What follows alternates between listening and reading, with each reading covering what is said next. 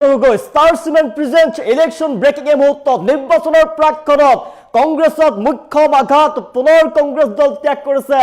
কংগ্ৰেছৰ শ নেতা কৰ্মীয়ে কংগ্ৰেছৰ জ্যেষ্ঠ মুখপাত্ৰ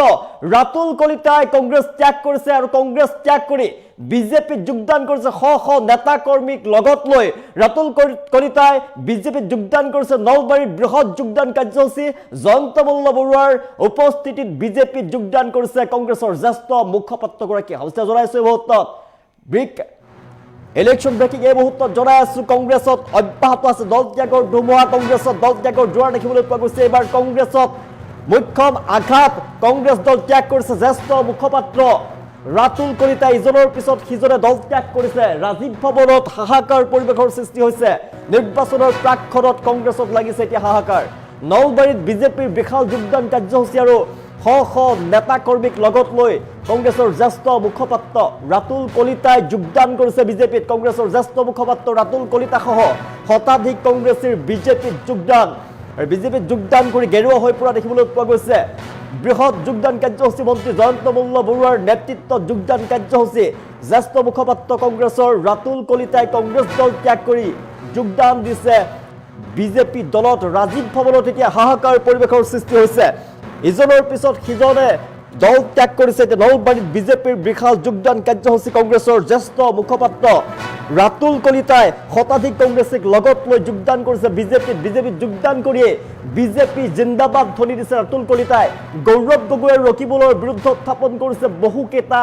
গুৰুতৰ অভিযোগ দল ত্যাগ কৰিছে জ্যেষ্ঠ মুখপাত্ৰ কংগ্ৰেছৰ জ্যেষ্ঠ মুখপাত্ৰ ৰাতুল কলিতাই কংগ্ৰেছত তীব্ৰ খহনীয়া দেখিবলৈ পোৱা গৈছে ইজনৰ পিছত সিজনৰ দল ত্যাগ দেখিবলৈ পোৱা গৈছে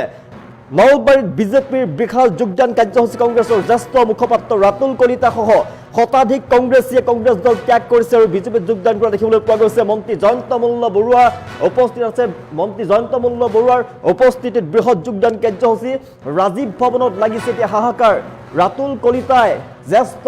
কংগ্ৰেছৰ মুখপাত্ৰ ৰাতুল কলিতাই শ কংগ্ৰেছী নেতা কৰ্মীক লগত লৈ এতিয়া বিজেপিত যোগদান কৰিছে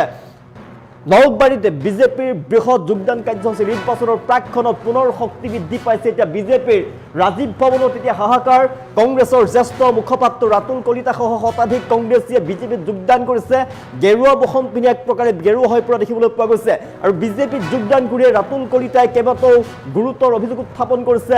গৌৰৱ গগৈৰ বিৰুদ্ধে গৌৰৱ গগৈয়ে প্ৰদেশ কংগ্ৰেছৰ সভাপতি কিন্তু জ্যেষ্ঠ মুখপাত্ৰগৰাকী এটা কথা কৈছে যে তেওঁ ৰজাৰ দৰে থাকে তেওঁ এপিচিচিৰ সভাপতি নহয় তেওঁ যেন ৰজাৰ দৰে আৰু সাধাৰণ ঘৰৰ ল'ৰাক তেওঁ সন্মান নকৰে কংগ্ৰেছত সাধাৰণ ঘৰৰ ল'ৰাৰ কোনো স্থান নাই কোনো সন্মান নকৰে সাধাৰণ ঘৰৰ ল'ৰাক কেৱল মিয়া প্ৰেম আছে কংগ্ৰেছত কেৱল মিয়া লোককহে অগ্ৰাধিকাৰ প্ৰদান কৰে আৰু ৰকিবুল হুছেইনৰ বিৰুদ্ধেও গুৰুতৰ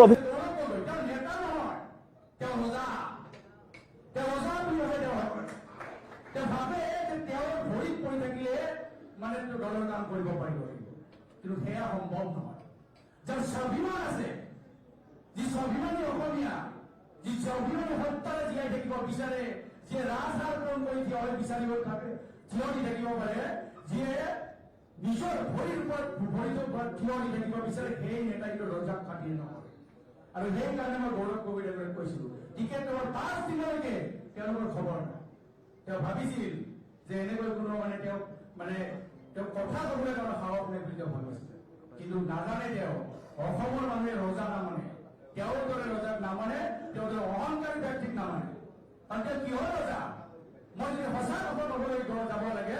তেওঁ প্ৰদেশ কংগ্ৰেছৰ সভাপতিৰে মিয়া সভাপতি এই কথা তেওঁ স্পষ্ট কৰিব লাগে কিয়নো এগৰাকী ব্যক্তি হয়তো কোনোবাই ক'ব পাৰে তুমি কংগ্ৰেছৰ থাকোঁতে কিয় কোৱা নাছিলো নহয় চাই আছিলো লক্ষ্য কৰিছিলো চৰকাৰ মোৰ মা যেতিয়া আইচিউত পৰি আছিলে মা যেতিয়া আইচিউত মৃত্যুৰ লগত যুঁজিছিল তেতিয়া মোক ছ'চিয়েল মিডিয়াৰ অধ্যক্ষৰ পৰা দায়িত্ব অব্যাহতি দিলে আৰু তাৰপিছত কি জানে আপোনালোকে এইটো ভাবিছিলে যে তাত এগৰাকী আমাৰ বিজেপিত যোগদান কৰিছে প্ৰফুল্ল দাস ডাঙৰীয়া সভাপতি দিয়া বুলি ভাবিছিলে সকলোৱে ভাবে সঁচা কথা কি জানে তেখেতক দিছিলে মাত্ৰ দাস উপাধিটোৰ কাৰণে কিন্তু আচলতে এগৰাকী মিয়াক বহাই থৈ এগৰাকী মিয়াক বহাই তেওঁ চলাব বিচাৰিছিলে এতিয়াও সেই মিয়াগৰাকীৰ দ্বাৰাই তেওঁ চলিব বিচাৰে তেওঁ যিজন যিখন কি মানে দৌলত গগৈ তেওঁ যদি কোনো প্ৰেছ উপদেষ্টা হিচাপে কোনো বাহিৰৰ পৰা যদি কোনোবা সাংবাদিকে মানে যদি তেওঁক উপদেশ দিয়ে সেইগৰাকীও মিয়া প্ৰদেশ কংগ্ৰেছৰ যদি তেওঁক কোনোবাই যদি উপদেশ দিয়ে উপদেষ্টা বুলি তেওঁ যিটো নেতা বুলি কয় সেইগৰাকীও মেয়া চামগুৰি যিগৰাকী মিয়া সেইগৰাকী মিয়া আৰু লগত তেওঁ সেইবিলাক লোকক বেছি ভাল পায় যিয়ে অসমত থাকি গতবাৰে মুকুবিন্দাই টিভিত আহি যে 48টাকৈ মেয়াৰ চিট লাগে বুলি তেওঁ কোনো নেক্সট দিনাই যিদিনা তেওঁ কৈছিলে যে 48টা মেয়াৰ চিট লাগে অসমীয়া তাৰপিছত সেইগৰাকীক এটা যোৰহাটত গৈ তেওঁ ঘূৰাই আহিছিলে আপোনালোকে দেখিছে আমি প্ৰতিবাদ কৰিছিলো ভিতৰত নুশুনিলে